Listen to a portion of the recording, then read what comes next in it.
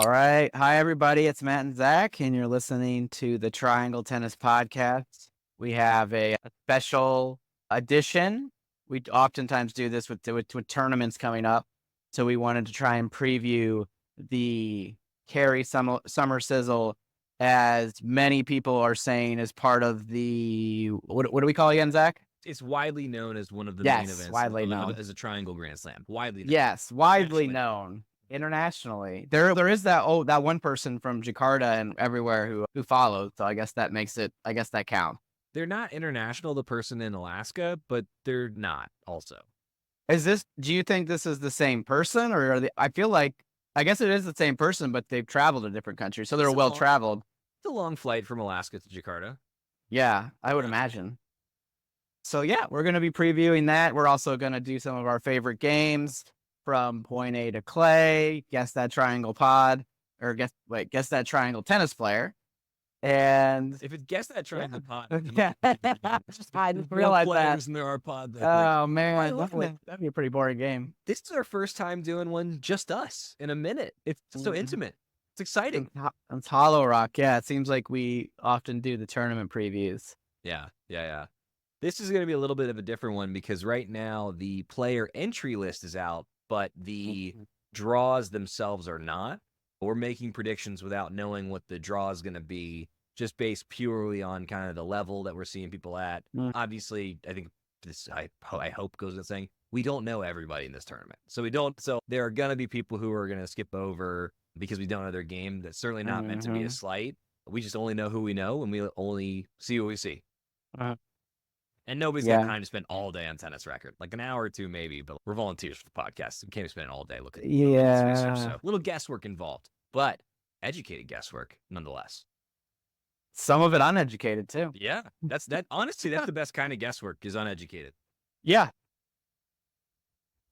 Hey, one of the things that the talk of the town, as this is a Triangle Grand Slam event, is that an awful lot of people who signed up are not going to get into the tournament. Matt, do you want to talk a little bit about that and why that is?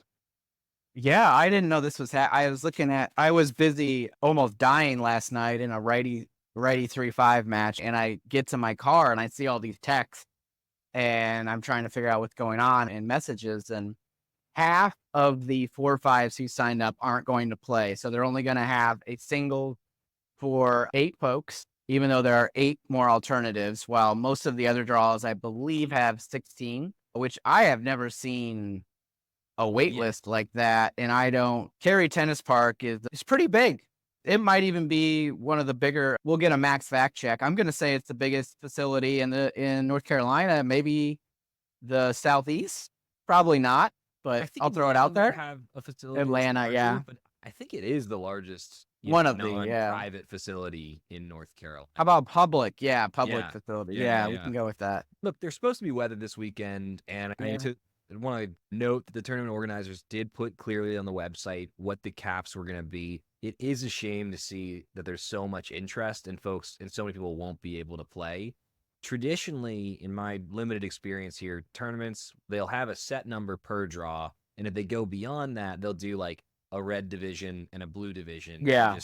But maybe because there's supposed to be weather this weekend and it's a big tournament, they just wouldn't be able to accommodate all those players. But it is a bummer because, and we'll talk about this later on in the show, there's some guys that I really want to see play that are not going to be able to play in the tournament this weekend in all likelihood. I don't understand why 4-5 only gets 8, but there's 16 signed up. But then let me look at this 4-0. So 3-0, 3-5, and 4-0 have a cap of 16, and then 16 entrants. And so for doubles, that means technically 32. But for 4-5 and 5-0, which I'm not sure if 5-0 is going to move forward, they have a lower cap. Maybe it's because the expectation is those matches might take a little bit longer. Although I think that if that is the assumption and that's the why, I think it's a bad assumption. That's a terrible, Yeah. The longest match I've ever seen is a men's 55 plus 3-0 consolation match. And it was awesome, by the way. And they cheated their ass off the entire time, too. Yeah. Is that something that happens when you get older? Is it? I guess you can just cheat and then blame it on bad eyesight. Yeah. It's like, if you get old enough, you're allowed to yell at kids and be like, "Oh, whoopsies, I didn't know I was Yeah. old. Oh, whoopsies, I didn't know my eyes are gone. I'm old." Yeah. Yeah. If you're a So 55 plus player, let us know the most effective ways you've been able to use your age on the court to your advantage. yeah. Yeah, man, it is a bummer though. I get it. They clearly communicated it, not the fault of the tournament organizers. It's still a bummer. I know for those that entered that aren't able to play it, they're pretty bummed. I hope that everybody will be able to find some good court time elsewhere this weekend. And I hope that next year Cary will find a way to allow more entrants in because it really is a great tournament with great facilities. And clearly there's more interest right now Yeah. than there is capacity because, like you said, there's twice as many entrants in some divisions as there are players. Yeah, There's and I lots of don't spots, think 4 or 5 didn't even get. I don't know how many people signed up for 4 or 5 dubs. I would assume a few people Yeah. did, but they're not even gonna have 4 or 5 dubs. So Yeah. that's disappointing. And so, Matt, you're injured. I'm out of town this weekend, so we won't be participating. But I want to talk a little bit with folks about how to avoid not making the cut in the future. And it's really simple, which is in January, when the tournament schedule comes out, pick the tournaments you want to play in. Yeah. Check it. Most of them, their registration is open very early in the year. Sign up, put it on your calendar. Don't worry about it after that. That's what I always have tried to do with mixed success because that kind of planning is hard.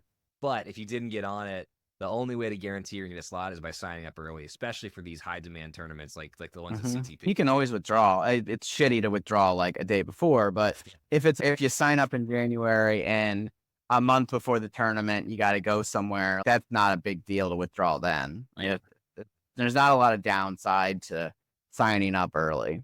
And let me just say, if anybody who has been accepted into one of the main draws doesn't show up for their match for some reason, unless it's like a major family emergency or health incident, you're a real fucking asshole. Because it's a tournament that a lot of people want to play and are not going to be able to. If you're in, you got to show up now. I think, let me look at these 4 or 5 alternatives. Okay, there's a fair amount I don't know. I was going to say they could even get together and have their own little tournament at CTP on the extra court if it doesn't rain. That's the other thing. Yeah. Yeah. So that's going to be the other thing is I think the weather's clearing up. Friday doesn't look good. It looked like Friday is going to be a wash. Yeah. But Saturday and Sunday, let me check here again. Saturday should be fine. Justin Ford. I mean, there's 3 guys that I really would like to see play. Josh Lundberg, Johnny Wilson, and Evan P. All great players, fun to watch, and super duper bummed they're not going to be able to. Yeah, there's 15 alternates at 3-5, as well as 14 withdrawals. Now, I recognize some of those withdrawals are because people signed up for multiple events to guarantee that they would get in, which I get that might have worked, but for a single event tournament, I don't love seeing people like, I'm going to call him out, Dan Kane, who has signed up for 3 separate events. I assume that he's going to get in, but that does make it more complicated for other folks that are trying to get into it too. That just sounds like a technical issue that should have been solved. You shouldn't be allowed to sign up for more than one event at once if that's the rule. Yeah. So that's something that USTA needs to fix and add that availability. So for Max Gregson, our USTA aficionado, I hope he's listening, and I hope that he can run that up the chain. Any other folks involved with the USTA? If it's a one-event tournament, you should only be allowed to sign up for one event. That's only fair. Who's the other guy? Ryan Seiko's good friends with him. He's a lefty. I can't remember his name, but Nick. Nick Baxon. I can't say his last name. We just need to do an episode that's just saying people's last names. Yeah, last names. That would be bad. So I think he would be a guy to talk to because I think he has a lot of involvement with the tournament. Now we've spent a little bit of time chatting about the folks that are not in the tournament. Before we get into the folks that are, should we play the game? Which one we doing? Guess that triangle? Yeah. Guess that triangle tennis player. Yeah. All right. That's the air horn. Very professional podcast here. Play the game. Okay. Darn game. All right. First one. He's an OG member of the East End Boys. Great slice serve and a future doctor. Future doctor. I know who this is. That's Trung Tran. Yeah. That's got to be Trung Tran. That's and exactly as a bonus, he is an excellent racket stringer. I think once he's got that doctorate, I don't know if he's be stringing rackets anymore, but he's a man of many talents and an all-around swell guy. Oh, we do have to take a pause, and I need to text this person. So Naveen, again, last name, I'm just going to butcher, so we're just going to go with Naveen. His last name is Defended. the Dream. Yeah, I think it is. Yeah. If not, he should legally change it. He just got his PhD, successfully defended his dissertation after 4 or 5 years. He had, I'm going to assume their advisors are not listening to this. He had some asshole advisors, like many of us do. And it doesn't matter because he defended successfully. So fuck them. I don't like my advisors. Fuck them. I'm never going to see them again or talk to them. Oh, yeah. Actually, they weren't that mean, but fuck them anyways because that was torture. So advisors are the worst. Naveen worked really hard. He's been working on that since I got here. That is an incredible moment. Everything is downhill after the PhD. There will be nothing as hard as that. It's a great moment. We have a lot of guys who are almost there. Just keep pushing through it, get it done. It'll be one of the greatest achievements of your life. Just get it done. Yeah, it's important to acknowledge the off the court achievements as well. Yeah. Huge shout out to Naveen. It's a pretty big life accomplishment, getting a PhD. That'll be in my top 3 because I'm not having kids, so that'll be in my top 3 the rest of my life. All right. The next player. You ready for this, Matt? Next player, yeah. Oh, your turn. My Okay, turn. go for it. Go for it. He's a lefty. He's got the best swinging volley in the triangle, and he is an excellent table tennis player. I didn't even need the last one. That's got to be Al Pick. Yeah, that's Al Pick. That's yeah. I know the swinging volleys. Yeah, I know those swinging volleys too well. Yeah. So Mike Westlander, I believe, has gone to the training grounds for table tennis with Al Pick, and has told me some stories that I've heard them. It's hard to comprehend the level of a 12-year-old who has picked up table tennis at the age of 7 and how good they can get. Yeah. It's not a hobby. It's a sport. Yeah. It's hard. And Mike Westlander kicked the absolute shit out of me in ping pong a few months ago. Table tennis, sir. Table tennis. Yes. Him. And then every 12-year-old who's at that clinic is better than Al Pick. So yeah. This is crazy because you go to a pickleball court and you get people from all different levels and people can play with each other. The way Al Pick described to me this place is it's just like only amazing players. There's no beginners. There's no intermediate. If you're trying to convert from tennis and go in there, you're getting your ass kicked, which is the opposite of pickleball. If my last name was Pick, and then I also were able to own my own tennis court, I would call it the Pickleball court. Yeah. Nice. Something to think about, Al, if you get a tennis court one day. All right, who's next? What do we got? Let's see. He's as tall. I believe he's as tall as Ryan Seiko. He is a Smash Cancer winner and a super nice guy. Yeah, so I think I was on the receiving end of his victory. I think you might have been. I'm pretty sure that's Billy Clark. That is Billy Clark. He was the best player on the court that day. He was. His kick service, it's just mean-spirited, complimentary, but holy shit, it's kicker good. Yeah. And that's another edition of Guess That Triangle Tennis Player. We got to make it harder where we get it wrong, but not so hard that I have no idea who you're talking about. It's a balancing act, folks. We're still working this out. Yeah. With that, let's talk tournament. Matt, we don't know a ton of guys in the 3-5 draw in singles, not going to lie, but we know a couple. Is there anyone in particular that you're looking forward to watching in the 3-5 singles draw? And just for folks, we're going to start with 3-5 singles, then we're going to 3-5 doubles, and on down the line until we get to 4-5 dubs. Yeah, I think for me, I only know Andy Chan and Matt Ross. Definitely Andy Chan. I'll be watching him. I think we might have had a shot at winning if we would have had him at 3-0. I believe Andy Chan has went to nationals at 3-0, and he's somebody who picked up tennis as an adult and just went all in and got scary good fast. We played a couple years ago in Cary, actually. And he's just got a great game. Just super solid ground strokes. Doesn't make bad choices on the court. Yep. And an all around just cool guy too. So we talked about Andy Chan. Is he your prediction to win?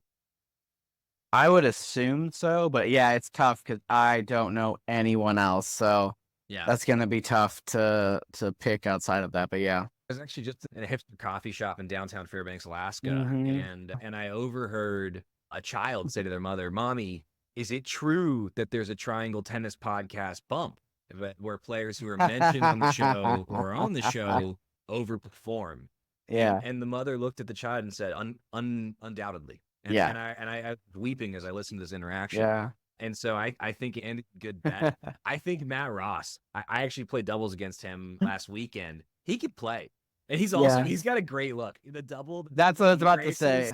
He is a madman out there, the way I've seen him, when I've seen him play. it's very much like it's like a cool pro wrestler look on the Yeah. court, and Yeah. like, you will remember if you see Matt Ross, and Yeah. so there's the cool factor, and then the dude can play as well. Will be interesting to see if one of them in fact does get the TTP bump. Now, Yeah. moving on to 3-5 doubles. I think Chris Moffat might be the only guy to know, actually. 3-5 doubles. Let me see. Yeah. Friend of the pod, Chris Yeah. Moffat is going to be both my prediction for most interesting player to watch because he's a character, and my Mhm. winner prediction because he can play. Yeah. We have not released the Chris Moffat episode yet. And Matt, do you want to tell people why we're holding on to that one for a few more days? Oh, we want to make sure we get this episode out as soon as possible to make sure you all have it before the tournament. And then sometime next week, maybe Thursday, we'll be dropping Chris Moffat episode. It's going to be a really good one. He's a fantastic guest. He's very funny. We had a really great time interviewing him.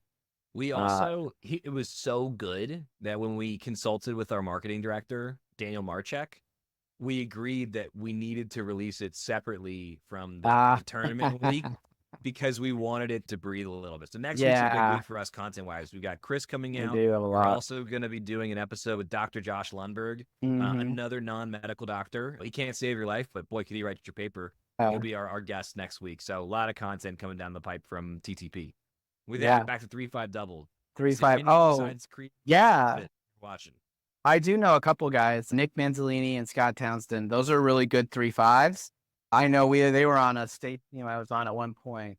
I would expect them to win. I don't know a lot of the other people, but I know they're both, I believe they're taller, and I believe they're pretty good doubles players. So I would expect them to win. I think he was at one point. Yeah. I think he was. He can play. He's fast too. Yeah, and I believe Scott's a taller dude, and I think he is a very good 3-5. So I would predict them to win based on my knowledge of Chris Moffat and 0 other players. Yeah. Not a lot to go on there. Yeah. Let's move into 4-0 singles where we know quite a few players. 4-0 singles. To get us started, for someone to watch, one of my favorite games in the triangle, Raleigh guy, Jason Grunberg. He's a lefty with a big forehand. He's got a great serve, solid backhand. Like me, his forehand is definitely the weapon, and just a funny guy. I think if you are watching Jason play, there's going to be action. It's not going to be patty caking. You're going to see a whole lot of winners. You might see an error or two, but it's really pleasant tennis to watch whenever he's on the court. Zach, do you know where Kannapolis, North Carolina is? I'm pretty sure it's where Jerry Stackhouse is from, but I couldn't point to it on a map.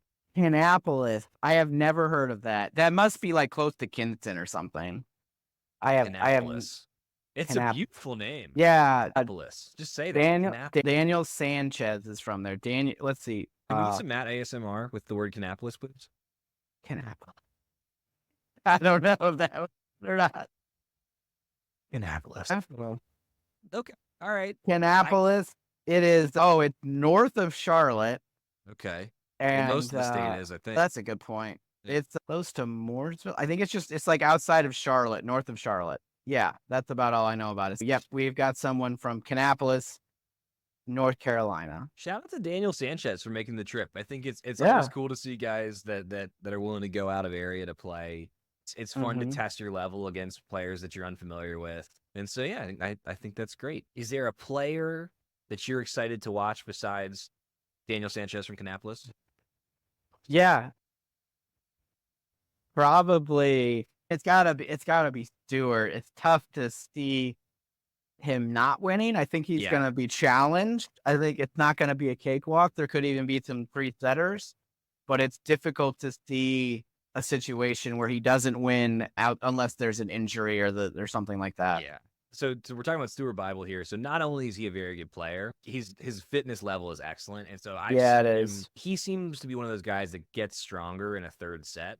And look, when the conditions are like they are right now, it's my God, it's 93 degrees without the heat index right now. Terrible. That fitness really comes into play. I feel like above 90, it's not that your tennis game goes out the window, but just the weight to fitness versus technique totally different than if it's 72 and breezy.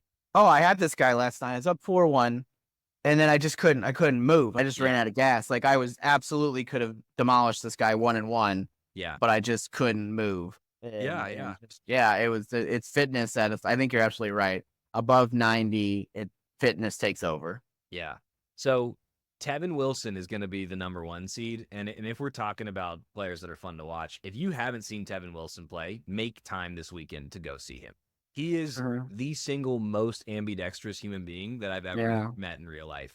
I'm pretty sure he can both serve and overhead with both hands. I know he's got 2 forehands. I don't know how he's able to do all the things that he is, but it's always really cool. I played against him, and that's fun because he's like a riddle. Watching him play, it like your brain just doesn't compute when you see somebody that can do the stuff that he does on a court. Really fun player to watch. Matt, have you ever played Tevin? No, but I can tell you, overheading and volleys are so hard with your offhand. Ground strokes, you can hit a forehand, backhand is fine. Being able to successfully hit serves, overheads, and volleys with your opposite hand is incredibly difficult. If he can do that even marginally well, that is impressive because I really struggle with that. Yeah. I wonder, do you use your dominant hand to give somebody a high five? I don't use my dominant hand for anything. So you would be pre-injury. Oh, no, I'd still do right hand. I'm so curious if you're that ambidextrous, like which hand do you carry the groceries with? Do you really just like alternate and not think about it? Or for me, like I always use my dominant hand for carrying stuff. So from lifting and tennis, actually, it might be starting to even out. My left arm is bigger than my right. So I try to consciously do things with my right, like anything that is like not, you get an Nadal situation. I do. Yeah. It's not as intense now because I haven't been able to lift, but when I'm lifting, it just. Yeah. I haven't looked that closely. I bet you Tevin's arms are so symmetrical. They've got to be. When you're that ambidextrous, they've got to be. Sorry, Tevin. I know this is like a little weird, but yeah, the dude's, he's a marvel. You got to see Tevin Wilson play. And he's got a lot of tournament experience, so he's another one to keep an eye on as well. There is two more fellas that I want us to talk about in 4-0 before we move on. Number 1, Brady Sowers. I'm not super familiar with this game, but I've heard that he's a very good player. Can you tell us, Matt, about Brady? Very similar to me. Gets the ball back at all costs. Just a grinder. We'll just keep getting it back. I would say it's a very similar game to me. He's not going to put the ball away. You're going to have to beat him. And so that gets him a lot of wins. Look, on a hot day in particular. Yeah. The name of the game is not hit winner. It's keep it in play. And he's in good shape. Yeah, he's in good shape. Not a heavier dude like us, so he's not carrying around extra weight. Would you say that style of play that you and Brady share is the highest percentage for getting a win in rec tennis? Oh, yeah. Absolutely. Yeah. I think that if you're looking for wins at rec tennis, just get the ball past the service line at all costs. And you'll be able to win up until mid-level 4-5 is when I started. Mid-low level 4-5 is when I started. People were starting to beat me. But if you can get it back, you'll need to get some spin on it and a little bit some heaviness behind it. But generally, if you can get the ball past the service line 7 times, 6 to 7 times the point, you're going to win. You're going to be a very successful rec tennis player. Just listening to you say 6 to 7 times behind the service line in a point got me exhausted. I just fell out of my chair just hearing that. It is exhausting. I just want to go back to the alternates for a second. The 3 that I don't think they're going to get in, but I hope at least one of them does, are Josh Lumber, Johnny Wilson, and Evan P. All totally different games, just really good players. And if they are unable to play in the tournament, just so everybody knows, Evan lives in Cary and his apartment has a pool. So just do that. Sorry, Evan, for inviting everybody to your pool. This episode will come out before the tournament, too. So text Evan for his address in his pool. That's what that chat was about. I was like halfway reading some of those chats last night because I was exhausted and I saw something about a pool. That's what that was about. Let's talk about plugs. And then we're going to get into 4-0 doubles. So, Matt, what are you plugging today? What am I plugging today? I am going to plug going to the doctor because I took my dog to the doctor today. She had to get her teeth cleaned. There are some people I've talked to. I will name names, Spencer Llewellyn, who won't go he hasn't been to the doctor in 10 years. I'm sorry, what? Yeah, 10 years. The man's or the dentist. Wait, Spencer's 27, yeah? Yeah. I'm pretty sure you have to go to the doctor to attend school and university, both of which Well, I'm pretty sure he's an engineer. Like, I think he yeah, knows man. those Okay, things. so I'll give him like 8 years or something. I don't think you have to go to the doctor. You just have to have your shots. You just have to have like your immunization. Where else do you get those besides the doctor? Well, oh, you get them when you're a kid. You have to have like Oh, your oh, kid oh, ones. oh, yeah. Yeah, yeah. Yeah, You go don't to need the like doctor, guys. Like, what? yeah. I was thinking about that today. If I understand if you don't have health insurance, get yourself some Obamacare if you can, So, Matt, and then you recently shared that 42% of our audience are women. And so oh, you're right. for the Yes. 58% of our audience that are fellas, I'm just gonna say it. Ladies don't like dudes that don't go to the doctor. Oh my Yeah. God, like you die earlier. That's not good. It's just like, sorry, Spencer. It's just like full on not adult behavior to not go to the Yeah. doctor. You have got to Yeah. go to the doctor. If there's something wrong with you and they catch it, then you'll be fine. If there's something wrong with Mhm. you and you don't go to the doctor and they don't, that's what got Bob Marley. You don't want Yeah. that. You don't want that. And the dentist. Go to the dentist. Your teeth are important. You need your teeth. That one, yeah, you should also go to the dentist. Yeah, you should go to the dentist. You're gonna lose your fucking teeth. I can't give Spencer too hard of a time because I did like a 7-year dentist hiatus at one point. No, go to the dentist. Yeah, that's all. That's what got King Tut. Yeah. People forget. Not me. Look, if you got health insurance, take advantage of it. Go to the dentist. It's free. Your preventatives. They're never gonna charge you stuff. Anyways, go to the doctor. It's good for you. That is a good plug. Less urgent than going to the doctor. I'm gonna plug subscribing and reviewing. Hey, you're probably hearing about new episodes via one of the many tennis group chats you're in because we spam a lot of tennis group chats whenever we put a new episode out. Shout out to Daniel Marchek, marketing director, and Matt and myself for doing that. But wouldn't it be nice if you just knew? You could leave it on mute. You could still get the episode. Please subscribe to either our YouTube channel or our Spotify. And if you would drop a review in there, that would be a big help. Now, if you got constructive criticism, please text us that. We want to know it. We want to do better. Don't say anything negative on our channels, though. We need those 5 stars, baby. Yeah. So, yeah. If you could do that, please, that would just be superb. Superb. It's always exciting, even though either me or Daniel are the one uploading it. When you actually get the notification on your phone, that's very exciting. Oh, it's another Triangle Tennis podcast. Even though I've listened to it, I was part of it, and I edited it. It's still very exciting to see it. There we go. There we go. Let's talk 4-0 doubles for the fellas. Matt, what is the tandem that you are most looking forward to watching? So probably Barry Gooch and Ben Redmond. Ben's got a huge serve. Barry knows how to put the ball away. And I think they're going to really do well. I know Ben's also a big serve volleyer as well, which obviously is beneficial for Dub. And I think that because they're both big hitters, at least Barry is. I believe Ben's a pretty big hitter too, if I'm not mistaken. Yes. I've mostly seen him serve, but I think being a big hitter can have quite an advantage in doubles. We were talking about your singles. Singles, yeah, if you just keep 6, the rule I just gave, I don't think applies as much to double. It is always good to keep the 6 or 7 balls past the baseline, but if it's not high enough, the net person will pick it off. Yeah, it's a little different. There are way more offensive shots that work in doubles than there are in singles because when you're 2 feet away from the net, like it's easier to be offensive than when you're 6 feet behind the baseline. And so that's a really good pick. Just gonna toss this nickname out there for them, the Killer Bees. That works. An homage to the old Astros trio. Bagwell, Biggio, Burke, Barry, Ben. I guess if there were triples, that would be even better. But the Killer Bees definitely works for them. Maybe that'll stick. For me, it's a double lefty tandem. Maybe it's because as my co-host, you're a lefty, but I'm always nervous and excited to watch. I'm nervous to play a lefty, excited to watch a lefty when it's somebody else's problem. So it's Mark Schur, friend of the pod. Listen to that episode if you haven't yet. And then Parv Mittal, who he's mashing the ball. So Parv has one of the heaviest topspin forehands that you'll see in the triangle, and he's a lefty. And then Mark, he's got good topspin, but he hits a much flatter ball and just cranks it. And so you're going to get all kinds of lefty serve nastiness, and you're going to get some big forehands from both of them. And they're double unicorns. They're also both one-handed backhand guys. So I don't think anybody prepares to play 2 lefties with one-handed backhand in doubles ever in 90-plus degree weather. A lot of variables there that people aren't going to be used to, and I think they could really go make a run. Now, Have you played 2 lefties before? Yeah, I played Mark and Parv, and it's Oh, fun there you because I go. like them, but it sucks because they're really hard to play. Mm-hmm. Now, let's get into winner prediction.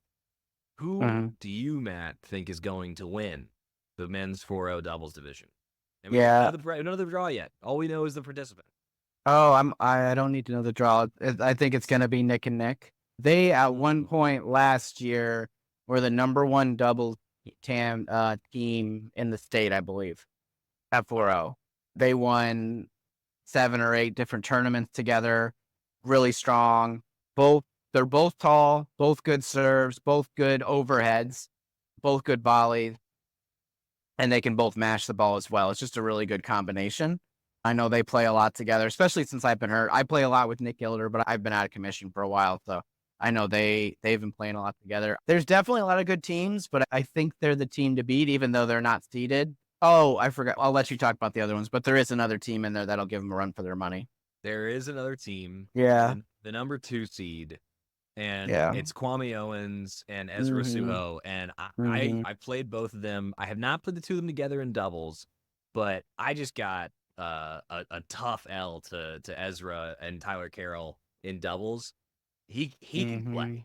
Kwame, who Mm-hmm. I've also played, can play. I'm Mm-hmm. really not sure how both of them are still at 4-0. I know we talk a lot Mm-hmm. about people being a lock to get bumped, but they are actually a lock to get bumped Mm-hmm. because look, they just had great games. So Ezra's a lefty, and he has, and I'm just going to talk a little bit about the practice match we played the other night. His put away shots are absolutely vicious. Mm-hmm. And it's not like he's trying to tag you or anything, because I didn't feel like he was at any point in time. Mm-hmm. But he does Mm-hmm. this thing where he'll get right on the net, and he's so strong, and he'll bop it Yeah. that it won't just go Yeah. over the fence. It would go over the green monster at fence. Yeah. I've never seen somebody put the ball away the way that he does, Mm-hmm. and it's effortless and it's smooth and it's Mm-hmm. consistent. And on a hot day when people's footwork's gonna be a little messed up and Mm-hmm. they'll be leaving the ball short, I would not want to see him at the net. Yeah. Just the guy can play. Tyler Mm-hmm. Carroll earlier today via text said he was a little bit like tennis morphia. I would agree with that. He's fast. He's very fast too. You wouldn't. He's a bigger dude, but he is quick. He is quick.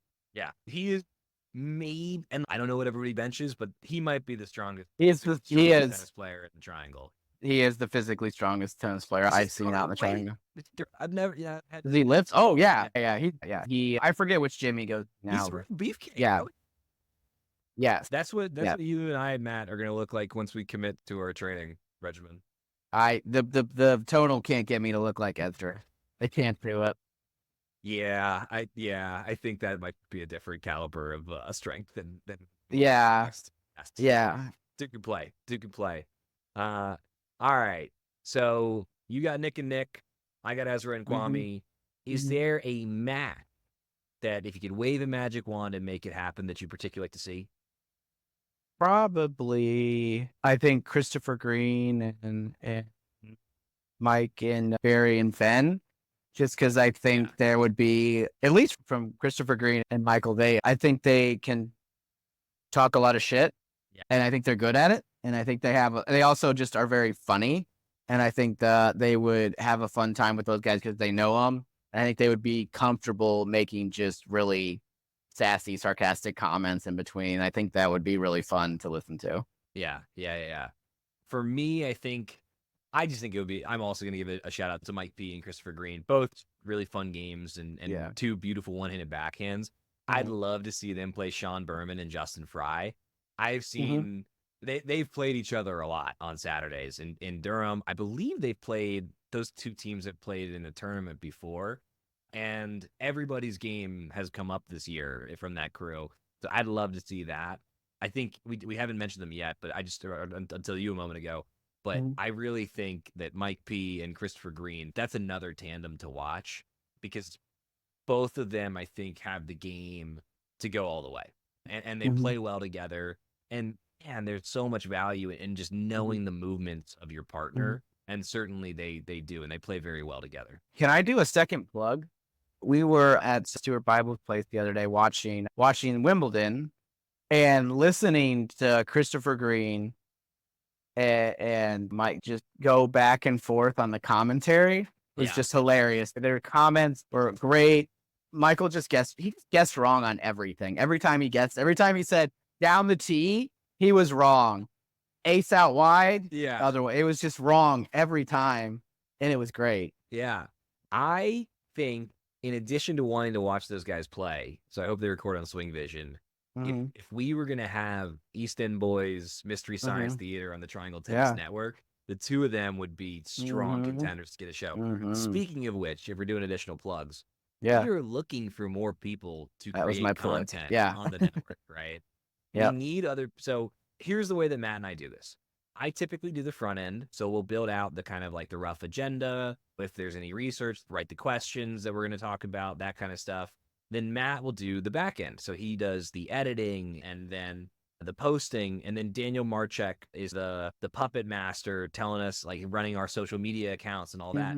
But we've got the software that you need. Like, we've got a format that we can share with folks. So if you've got time and you and a partner or co-host can do those things, talk to us. We'd love to add another show or two. I think that it's been so amazing to hear from folks that they're enjoying the podcast, that they want more of it. But at the end of the day, Matt and I can only record so many episodes. Like, we have jobs, right? We have lives, right? And so we're only going to make so many of these in a given month. And there's a lot more stuff worth talking about, whether it's the ATP Tour, whether it's Swing Vision, whether it's gear review, all these things. And so please reach out to us if you're interested. And Christopher and Mike P, hope that you guys are in that mix, because you'd be good. Yeah. Where were we? 4, 5 singles. Oh, wow. We're rolling here. Oh, yeah. This is going to be a short one. That's okay. Brevity is the soul of wit. That's why our podcast normally goes for an hour and a half. Yeah. We do not record short podcasts. They are minimum an hour and a half. Why don't we start, Matt, with the winner predictions? Who is going to win the men's 4-5 singles division? Yeah, I think it's got to be Anil. I've just seen him take down too many people. I've seen him destroy some 4-5s that I know I can't beat. And I saw him beat he played Kelvin, who's a new guy to our crew. First USTA match, beat him in 3 sets. It was just really good. He's a really good player. Yeah. I just have a hard time. Again, I think there's plenty of people who can take him to 3, but his strokes, he's one of those guys where he can get 5, 7, 8 balls deep past the service line, but then he can also come up and finish you. He has that finishing move and can come up, put the ball away when he needs to. Yeah, he's very good.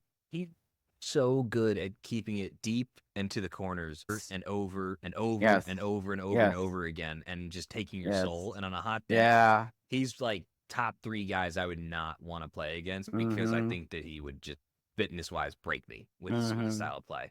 That's a good pick. For me, it's Visakin. I love watching Visakin play. I think he's like my stylistic brother, or maybe stylistic cousin, but I really think of him as like my stylistic brother on the court. Like, big forehand, big serve, ends a lot of points early. Like Anil, he can get into the net and finish the point that way. And I think you just are not going to see a boring Visakin match. You're just not. Every single time I've seen him play, I'm looking over and I'm seeing highlights. I think the other guy, assuming we get full sets and play this out, I think you got to watch out for Brett. Yeah. This level, it's tough. Anil's in great shape. I don't know anyone who's in better shape than Brett. I think there's some guys who are pretty close and might be equal, but I can't come on here and say this guy's in better shape than Brett. Now, a guy that I think also could win it, and in fact, I'm going to take the could out of it. The person who is going to win it, respectfully, Matt, is the director of marketing for the Triangle Tennis Podcast, Daniel Marchek. And there is and my oftentimes doubles partner, not a shred of bias there. He can play. Yeah. He's been at the beach, breathing in that salty air, training, prepping, wearing oversized polos, getting ready for his triumphant return to the Triangle tennis scene. And what better way to re-announce himself than with a win at a Triangle Grand Slam event, which we all know, and all of us know this, the Cary Summer Sizzle is. Zach, will you be providing Daniel with oversized polos? But anytime Daniel needs an oversized polo, he's got a friend in me. Yes. Yeah. The thing is, that's the kind of thing where if he wins the tournament wearing a ridiculous Yeah. oversized polo that I lent him, then he's got to keep wearing that until Yeah. he loses. So Yeah. that's a dangerous game for him to play. But yeah, I Do you? got he's got the code. He like I got for my house. Sarah and I, we have the entry code thing. Yeah. Right? Yeah. He's got the code to my house, so I'll be out of town. But Daniel, pop on in and Yeah. grab Grab a an shirt, oversized. grab a Yeah. couple of them, wash them if you don't mind, and go from there. Do you? The shorter the shirts, the more oversized the shirt, the better it'll look. By the way. Do you prefer wearing it? What do you like your shirts and clothes for tennis to be tight? Do you like them a little looser? I do not like them tight. I don't like them Okay. tight. But also, like, I'm a big guy, and then I look all Yeah. lumpy and weird. I Yeah. think oversized. Then if once you get sweaty, especially in this weather, the Yeah. oversized shirt's like not super comfortable because then it just feels like Yeah. you got all this weight on you. So Yeah. I like somewhere in between. I would say a classic fit is more my style. Mhm. What about you? I like my shorts to be a little tighter. I don't want to have to worry about. I just want them on there. I don't want them Yeah. falling off, messing around, especially if they get wet. I've had some close calls when my shorts were Yeah. so wet they were about to drop. They were Are you a so short heavy. shorts people? I would love to be a short shorts guy, but as we've talked about, it's difficult to find short shorts for guys with bigger weight. Yeah. So I would wear shorts as short as they would make them. If talking if I 3-inch inseams or what? Oh, maybe not that short. They need to be past my boxer briefs. As long as they go past my boxer briefs, I'm good, which are, I don't know, midway. They're like something like that. So I like the athletic shorts that have the built-in kind of spandex thing. Okay. So the shorts that I wear are primarily bird dogs. Bird dog. It's Okay. it's a good material. They last pretty well. Built-in kind of compression short thingies. That's been good. They only come in 5.5-inch inseams. That's a little long for me. It seems I think that they need actually a wider variety of inseams for men's shorts because it's 3, which like that's really short. That's too short. That's something bad can happen short, right? Yeah. That's too short. Yeah, and 5.5, like that's about right. I feel like a 4.5 is actually the sweet spot. Oh, I don't see those readily available. Yeah. 7 inches is a little long. I And agree. 9 inches, hey, the early 2000s NBA draft's called. They want their shorts Exactly. back. No Exactly, way. yeah. It's out. Mhm. It Yeah. was in at the time when we were kids, though. It was. We were talking about this. I might have been the only one with Jinko jeans back in the day. Is there photo evidence of you in Jenko? No, I wish there was, but I definitely wore them. We've got to put that on our Instagram if we can track it. That photo exists somewhere, man.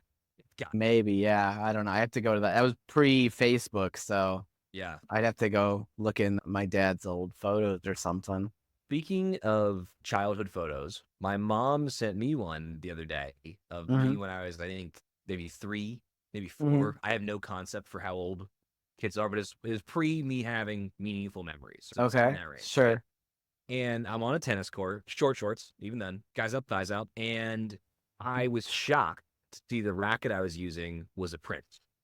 Wow. And like when I found my way to the Phantoms, the first time I played, I was like, oh, wow, this just feels so natural and easy. I can't, I've never even thought about playing with a Prince racket before. I can't believe how good this feels. Why didn't I do this sooner? And since I saw that photo, I've been thinking like, wow, did I make that early bond with a Prince racket? Like real memories and it's really just me coming home? Or is the Phantom just that good of a racket? And I don't know the answer, but it was fun to see that photo. That is, yeah, maybe it's destiny. I don't know. I think I've told this story. I played with Mizuno rackets. My dad, they were ridiculous. I didn't get to choose my own racket until like high school or something. And I had the Prince 03, the ones with the holes in them, the big holes. Yeah. You remember those? I had those. I had those up until a couple years ago when I switched to Diadem. I think my progression apparently was Prince, but then shortly thereafter switched to Wilson. Then when I was 11, 12, that was when Nadal came on the scene and everyone switched to Babolat. Oh, I remember that. Everyone did switch to Babolat, yeah. You know, not only was Nadal playing with the Babolat, Andy Roddick. Andy Roddick was, yeah. Because he had the blue one, right? I remember that.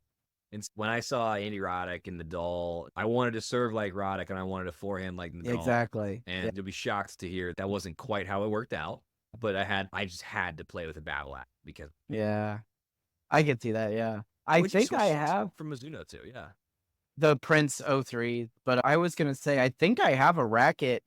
I forget where we got it. I think Andy Roddick was at a tournament in Indianapolis. He would play this tournament in Indianapolis, and I'm pretty sure I have a smashed racket from him. I forget why he smashed it, how it got smashed. I feel fairly confident I have that. I'll text my dad later and have him send me a picture. That's a legit piece of memorabilia. Yeah, he's got a bunch of random stuff like that. We've got some. I'll have him take it next time I'm there. I'll have to see. He's got a bunch of random stuff like that. I've got all kinds of. Yeah. Oh, go ahead. When we have Andy Roddick on the pod, we should make sure to have that racket available. Yeah, or maybe when he has us on his pod, which equally likely 0%. Yeah, I would agree. So yeah, I don't know where he meets random. So I got a basketball over here that's signed by Bob Knight, Tom Crean, and somebody else. My dad just meets these people randomly. I'm not sure how. Dude, what? That's he's got all kinds of stuff. Yeah, he's got all kinds of stuff. Is he a collector or what? He just runs into people at events. He knows a lot of doctors, and then the doctors invite him to stuff, and he just runs into people. That's pretty neat.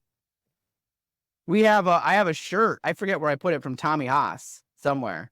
An old shirt I got from one of his trainers or something. Gave it to me when I was younger. Okay, if we're doing random sports memorabilia, this is my favorite one. My parents, when I was a kid, went to the U.S. Open one year. I had school, didn't get to go. Still pissed about that. That was bullshit, obviously. Yeah. And so they're in a coffee shop one morning when they're there before the matches had started for the day. And so was it a hipster coffee shop? I think it was just like a run of the mill coffee shop. It was a hipster coffee shop. The rest of the story would obviously be made up, but this was legit. Like they were really in a coffee shop. Oh, they really were. Yeah, they were like their 40s and 50s. So I think they were like post hipster coffee shop attending, I think. And this is, you don't watch the ATP, so this name might mean nothing to you. That's Even right. for folks that do watch the ATP, this name might mean very little because it's been a while. But my dad saw David Nalbandian sitting there, just having a coffee. And he was like a high-level journeyman, right? Like wasn't going to win a major, but was one of those guys where, you'll see him in the third round, the fourth round type player. And I think he got top 10 at one point. I think he spent a decent time top 30. And I love tennis at that point. My dad loved tennis, and he's like, I know who this guy is. He's a tennis player. He's still in the U.S. Open. Like, I'm going to get his autograph for... Yeah. And he like looked around. What do I have to ask him to sign? And he just didn't have anything. Like, it was it's the summer. It's hot. There's no people don't wear tennis jerseys the way they do in other sports. But he had been reading a hard copy of the New York Times. And so somewhere in my parents' house to this day is a copy of the New York Times that David Nalbandian signed for my dad, addressed to me. And I think that's the most like random piece of sports memorabilia that I've got. What else is in the Han family? I have to figure out where it is. I have it somewhere. So there was a big game. IU beat Kentucky, and they were number 1. And it was like supposed to be we were supposed to be back on the right track because we were great with Bobby Knight.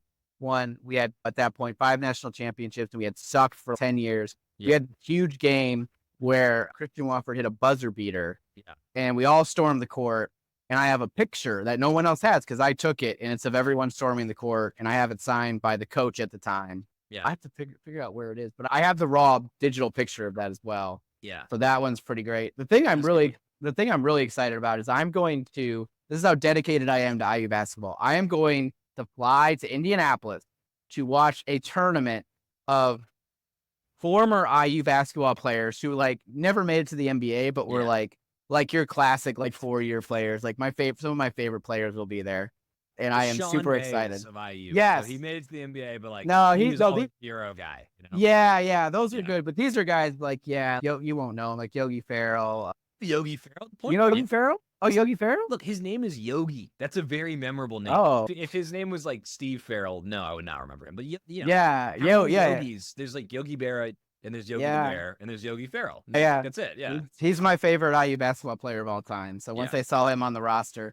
I don't know if he's been playing. I don't know if these guys are going to be like way out of shape. Yeah, but I don't care. I'm excited to go watch them play.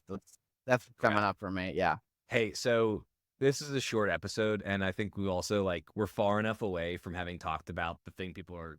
We're way off track. Should we tell them what's going to happen tonight? Because by the time this comes out, it'll either have happened or not. Oh, we've got a huge match tonight. We have made a little switcheroo. I have, because it's clear that I'm not playing, we made a last minute switch for our Cary tri-level team, which is undefeated. We will be playing a JB team tonight who is also undefeated. Oh, And we have switched. Oh, go ahead. a couple weeks ago, I'd been lamenting my inability to be on Oh, a team yes, that made it yes. to states. Your story is And better, yeah. well, I mean, I was lamenting that I just cannot. I'm bad luck Yeah. if you're a team that Yeah. gets to go to states. And you and Max Gregson were kind enough to say, "Hey, we've got a team in the mix with a big match Mhm. coming up. Would you be Yeah. interested in joining the team for the match?" To Yeah. which I was like, "Yes, please." Yeah. And I think it took a little bit more convincing because you were like, "Oh, I have a singles match," and I forgot that you were my I was the my captain. singles He's like, "Yeah, no." team. He said, Zach was like, "Oh, I don't know. I might have a singles match," and I was like, "I'm the captain," and I was like, "You don't have to. You're not going to play." I didn't want to. I marked myself available for a Yeah. singles match in a different league, and I didn't want to backtrack on that promise. Yeah. And then you made it clear that would not be seen as Yeah. a bad No. thing. Yeah. And by the time this episode comes out, either I will have broken my no state streak. I'm in part of a team. We still got a few more wins if we win. God damn it! Really? Yeah. So we still have to beat another JV team after that, and then there's a playoff. The good news is probably will win tonight and then lose in heartbreaking fashion in the next one because that's just how my league seasons always go. But I'm gonna leave it all in the court. I'm hydrating right now. As soon as this wraps up, I'm gonna stretch. Gonna keep hydrating. Exciting. I peed like 11 times a day. That's good. I don't know about you on match day. I'm just pissing all day because I'm hydrating. The what's it called? The Liquid IV. Which, by the way, I just want to go back to something Josh Collins said. He is so correct about the best flavor. The like Freezy Pop Liquid IV American flag colored ones are so good. I had 3 today. Wow. Yeah. I've had one today from because I was drained from last night. So I'm bringing 2 towels. I have a huge thing of water, 4 liquid IV. I have my fan for you guys. I don't know what's going to happen to you guys out there, just in case. That's elite captaining. Matt, and I've got 3 or 4 extra grips. Oh, man. Yeah. If it's a long car ride home, and if I lose, I'm going to feel so bad. I'm going to feel so bad. It'll be okay. But I think you're going to win. Not only is it a long ride home, like it's really hot. I'm gonna sweat through your seat in your car. It's gonna smell like you tomorrow. I'm sorry. I did that last night. I was like, it was just all water. Yeah. Jody, I put the laundry and she was picking it up and she was disgusting. How is it this wet? How are you this wet? That's so every now and then I'll have like an 8 p.m. match where it'll be hot out still and we'll sweat in the car. And I put a towel down too now to try and and I'll sweat through the towel and the seat will be like damp. And if Sarah has to go somewhere the next day, I always feel bad. She'll come in the house, she'll like shaking her head. Like, yeah, the seat was a little damp. No, sorry. I don't know. Yeah. Do you and Jody share a car? Not anymore. We used to be a 1 car, and then I bought the car 3 days before I wrecked the car, and then we had 1 car, and then we got 2 cars. Okay. Listen, if you and your partner share a car and you have left the driver's seat damp and your partner has not loved that, right in with that story. I think we have the gist of what happened. There's more humor to be unpacked in that story. Yeah. Fucking A, I really want to win this match. Ugh. I think you got a good shot. So stay tuned. We'll be discussing, I'm sure we'll dedicate 10 minutes to whether Zach won or lost. He'll need to digress on it either way. Yeah, and if you feel so compelled, I'm gonna film this on Swing Vision. Again, this episode's coming out after the match, so we can say I'm playing with Spencer Llewellyn. We got a good practice match in on Monday night, doing everything we can to win this match. We've got a little bit of the element of surprise. I waited until shortly before the deadline to sign up for the match. I think, look, Jermaine as a captain is always very well prepared. I know he spent a lot of time on this lineup. I don't know if he knows that I'm in the lineup yet. And so if we can get the element of surprise where he prepared for one likely tandem, but it's actually another one, that's rec tennis, baby. It's subterfuge, the art of distraction, or whatever. Yeah. It's a good. It'll be good because they won't. He probably was expecting Spencer and Seiko because everybody knows I'm out. Yeah. So it'll be interesting. It'll be fun. Also, Seiko and I have such different games because he's 6'4" and I'm exactly. So it's a totally different game. I also think Ryan's style, it changes quite a bit match to match. His serve doesn't Mhm. change; it's unchanged. But Mhm. he can play hyper defense. He can play hyper often. He I can have cross noticed the that. net, whereas just play the same Mhm. basically all the time, which Mhm. probably should work on with Loic. Again, quick plug, shout out to Loic, There you go. top 3 coach in the triangle. Yeah. He's my number 1, but he's certainly up there no matter who you are. Dude is a Mhm. great coach. Mhm. So, yeah, whoever I'm playing, me and Spencer are playing, watch out tonight. Loic's Yeah. with me with my which is another thing that Josh Collins and the Davises talked about a little bit. Mhm. People don't they underestimate how much practicing your doubles movement can increase your Mhm. performance. Like, without doing anything to fix your backhand or change your serve, Yeah. you can steal a bunch more points just by standing in the right place and moving a Yeah. little better. Yeah. I used to do that a lot. I don't. The 4-4-5 is a little fast, but I remember at 7-5 because the ball's a little slower. I would be all over the place, giving them head fakes left and right, up and down, and it would really mess with it would mess particularly with the 3-5s because they just hadn't ever seen anyone jumping around up there trying to get in their head. Yeah. Stuart Bible is so good at even if he doesn't poach, he will fake poach. Like, Yeah. he will never stand still at the net. And I That's the think worst that's thing to do. something, Yeah. yeah, and all of Mhm. us should be more active at the net, even Yep. if you're not poaching. Just, Mhm. give them something to think about there. Yeah. Matt, it occurs to me, I don't know that I've ever asked you this, but you captain a bunch of teams and you Mhm. co-captain a bunch of teams. When you're setting a lineup, what are you thinking about, and how do you make those kinds of decisions? Mine is different from Spencer's. Mine is who is available and who hasn't. Yeah, basically it's who's available first, and then we always try to make it fair. Who has the most? Who hasn't had many matches? If we are for example, in Cary, they are what they are doing more strategically is they're also trying to make sure everyone has enough matches, but they're also looking at who's the best pair to beat this good team. So they'll like what Spencer will do is scout ahead and say, okay, we have a big match coming up. I need to make sure I have these 6, 5, whatever number of people in because they're my best combination of winning. And then you try to work around it. Maybe you play a team that you feel like you have a stronger chance.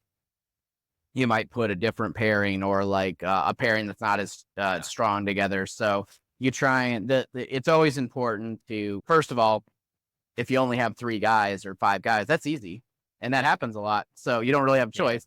And then if you're in a chance to win, trying to pair folks that'll get you the win. But also it's really important. Not every captain does this, but make sure every guy gets as many matches. You try to balance it out. If someone's on vacation for half the season, then that's on you. Yeah. Or if you bail every time, like that's on you. But if you are available for all the matches, you should get the same amount as everybody else. Yeah, yeah. I think that's a healthy approach. Like, Mhm. I know that there are some teams where sometimes a guy only gets a match or two because they're one of the weaker players, and I understand that line of thinking. I think it's a totally legitimate way to run a team, and I know that some people are comfortable playing on the teams, but I tend to agree. Mhm. I like. I don't know. It feels like everybody should get decent playing time. It's rec tennis, Mhm. right? We're Yeah. not getting paid to do this. No. Everybody should get to play. You can get you'll get your little whatever it is, the medal thing at the end, but that's about it. Yeah, we get medals. If you win state, yeah, you get a medal. Oh, see, I wouldn't know. Yeah. Get one. We'll get you one of these days. The funniest, I'm unavailable the weekend that States is, by the way, for this team. No, but you're available for some days, right? I'm available for yes. I'm coming back from a work trip. That's great. Yeah. You just need to Well, be available a couple of days, so you're good. whether I'm available or not, I'm gonna Venmo somebody to bring me back a medal. Oh yeah, like, I'll get you and one. a shit ton of gear. I'm so jealous when I see Lawrence's bag because it just goes clink clink. Lawrence Yeah. Isaacs, he's gone to States a bunch. He's won a bunch of times, and the clink clink sound when his bag is on the court, I get envious every time. I want to get those freaking medals. If we make it there and we win, I'll FaceTime you there's a store and I'll FaceTime you and then I can show you all the things and you can just yell at me when you want Just something. yes to every single item. No, Yeah, so, yeah. really quickly, and then we're gonna get out of here. It occurs to me we've talked about Lawrence Isaac quite a bit, but I don't know that we've talked about his game, which is Yeah. he in my mind he's a bubble 4-0, 4-5 player. I know Mhm. he's appealed down and is at 4-0. I think there's a pretty real chance he's gonna get bumped back up because he's playing Mhm. fantastic. He's got one of the best returns of serve that you're gonna see in the triangle, Mhm. particularly. I hope I'm not giving away too much, Lawrence, but his backhand return, he just cranks it, and he can go anywhere with it. And then another thing that I always really value in a doubles partner is his net putaways are consistent and strong. I really struggle playing with somebody that they'll make their net shots, but they'll leave it in play too long. And I think this is part of why he's been on a bunch of teams that have won states, is he knows you're better off going for put away that you're going to make 90% of the time than keeping it in play 99% of the time, because that's just what you got to do in doubles. Is there a reason Lawrence is not on we need to get him on the podcast? I feel like we got, especially before school starts. So we should get him in August, early August or late July. Yeah. We'll have to reach out. Lawrence, good podcast. He's gonna be a great guest. Lawrence, we'll reach out to you. Lawrence, by the way, and I'm surprised that Josh didn't bring this up, is like a sneaky good shit talker. He gets that ratio of. Have I told the story about the time we played Brett Eccles and Thomas Gaither? I don't think you have on the podcast. Okay, I don't want to get anybody in trouble. One of my favorite tennis stories. We were playing a really tight first set against Brett and Thomas, and they are both in phenomenal shape. You can tell they're good at sports other than tennis. And Lawrence and I think that we're in good shape on paper. We don't look like we're in as good shape as those guys were. And they got up a couple games. I think it was 3-1 or 4-1. And I always say this when I get down. This is one of the rare times that I meant it. I looked at Lawrence and I was like, I have never felt better about being down 4-1 than we are right now. We got this. We got this. Gosh. And but again, like, I really meant it. And he agreed. And our level went up a little bit. Their level went down. We got to a tiebreaker. And they just had this look of, what the fuck is going on? How are we losing to these guys? And it was a hot day too, and it was on clay, so really had the fitness advantage there. And in the second set, Lawrence is so good at those kind of like little tweaks on the tennis court. Yeah. And so like between points, he would play it up a little bit, and he would do the like woof, where he'd be like fanning himself, lift his shirt up and get our bellies out a little bit, and it just. I could tell they were really annoyed and they were really frustrated, and we were just doing everything we could, just not to be jerks, but just to tweak them just a little bit and get in their heads. Josh Collins would have been proud of us that day, and it culminated with Lawrence. He got an overhead, and he just tagged Thomas Gaither. Tagged him, and Lawrence, he was so like apologetic, and oh my gosh, I'm so sorry that I'm not good enough to have done that. Yeah, classic. And then he turns around and looks at me. Yeah. I think we hadn't won the match at that point, but that was a moment where I was like, oh yeah, like we're gonna win this match. Quintessential good doubles player, the gamesmanship off the charts, fantastic backhand return. His serve, it's got good pace and it's got good slice, and it just somehow is never in your strike zone if you're trying to return it. Cannot say kind enough things about Lawrence Isaac's game. Yeah. We've talked about him too many times to not bring up his style of play. I feel like we should have done it like 40 minutes ago when people were still listening. Yeah. It's amazing how we were going to have a 45-minute podcast, and now we're at 110. You got time before the match. I don't know. People can listen to the part that they actually are here to listen to, and then this is for you and me. This is for Matt and Zach. This is overtime. Overtime. If you're listening this far, you better text us, because I don't think anybody is at this point. Should we just say some crazy shit? See if anybody calls us on it? Crime. I don't know what to say. I think crime. I think more people should do it. Not violent crime. 2 thumbs down. I don't know. You want something, you see it, just take it. Go nuts. You're a big, one of your dreams would be to plan a heist, right? Certainly not. I do not actually advocate for doing crimes. Yes. But as an intellectual exercise, it is compelling to me to think, okay, like, how would one go about it? Yeah.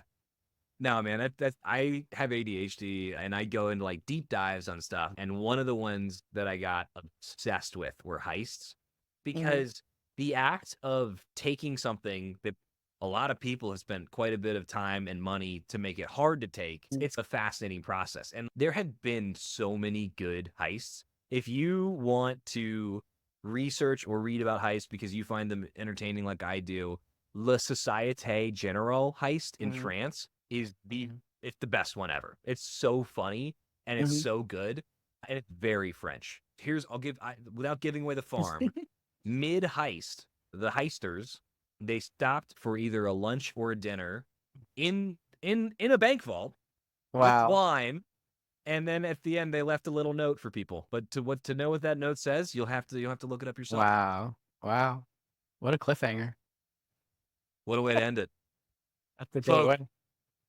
this has been another episode of the Triangle Tennis Podcast. I don't know why you're still listening, but glad that you are. Thank you so much. Have a great day. Watch the Summer Sizzle. All right.